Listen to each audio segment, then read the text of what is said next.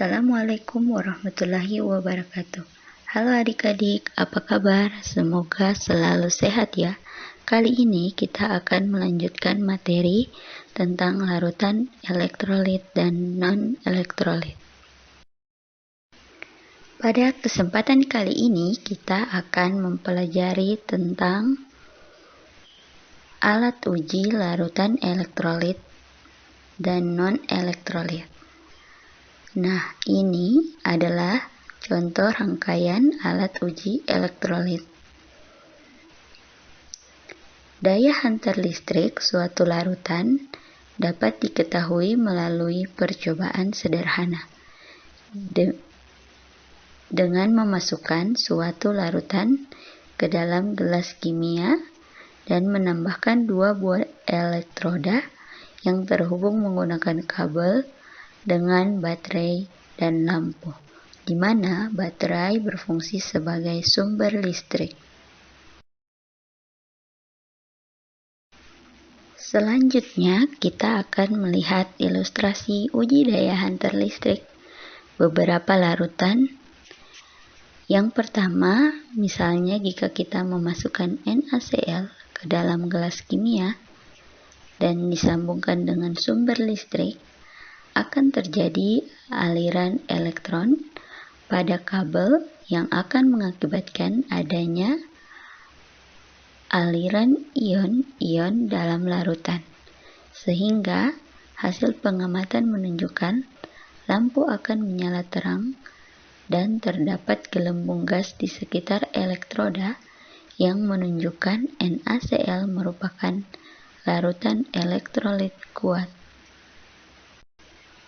Selanjutnya, misalnya kita memasukkan CH3COOH ke dalam gelas kimia, akan terjadi aliran elektron pada kabel, tetapi tidak sebanyak pada larutan NaCl, sehingga hasil pengamatan menunjukkan lampu akan menyala redup dan terdapat gelembung gas tetapi tidak sebanyak pada larutan NaCl di sekitar elektroda yang menunjukkan CH3COOH merupakan larutan elektrolit lemah.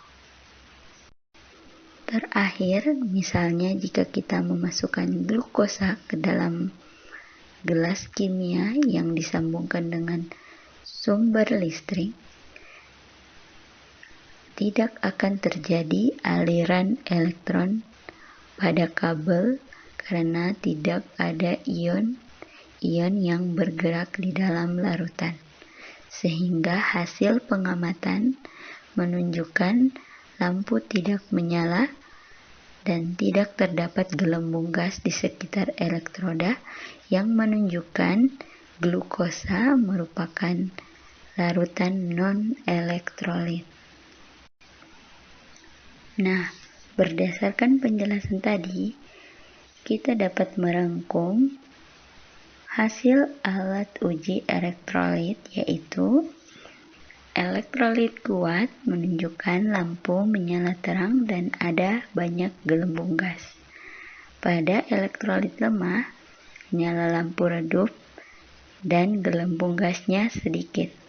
Sedangkan pada larutan non-elektrolit, lampu tidak menyala dan gelembung gas tidak ada. Nah, selanjutnya kita akan mempelajari cara membedakan larutan elektrolit dan non-elektrolit berdasarkan jenis senyawa zat terlarutnya. Zat terlarut biasanya berasal dari senyawa ion dan senyawa kovalen. Senyawa ion adalah senyawa yang terbentuk dari ikatan ion, sedangkan senyawa kovalen merupakan senyawa yang terbentuk dari ikatan kovalen. Jika suatu larutan berasal dari zat terlarutnya mengandung senyawa ion, maka umumnya larutan itu merupakan larutan elektrolit kuat. Contohnya adalah garam, seperti NaCl, CaCl2. Selanjutnya, jika zat terlarut merupakan senyawa kovalen, maka harus kita lihat dulu apakah senyawa kovalen itu polar atau non-polar. Jika polar, maka larutan akan dapat menghantarkan listrik secara kuat atau lemah. Berarti bisa larutan elektrolit kuat ataupun elektrolit lemah. Jika termasuk dalam senyawa kovalen non-polar, maka sudah pasti larutan tersebut merupakan larutan non-elektrolit. Contohnya glukosa, urea, ataupun alkohol.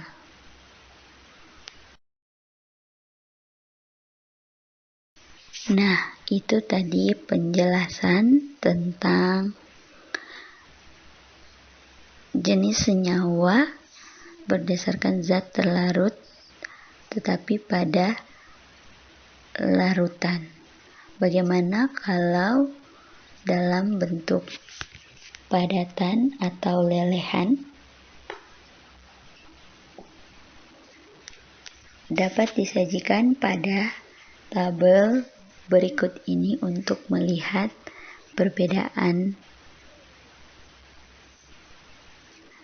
Misalnya pada senyawa ion, apabila dalam bentuk padatan merupakan isolator, pada bentuk lelehan merupakan konduktor, dan sudah pasti pada bentuk larutan merupakan konduktor.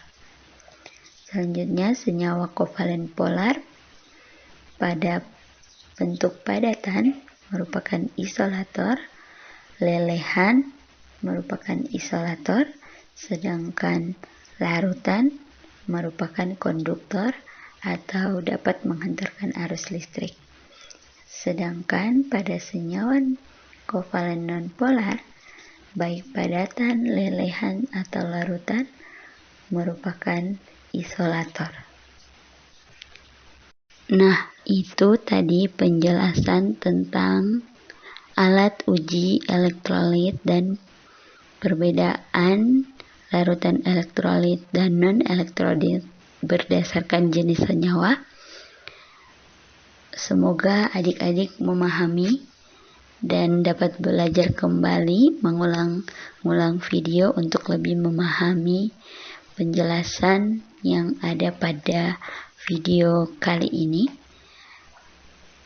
Untuk selanjutnya, sampai berjumpa di kelas pada pertemuan selanjutnya untuk melakukan percobaan uji daya hantar listrik. Sekian, wassalamualaikum warahmatullahi wabarakatuh.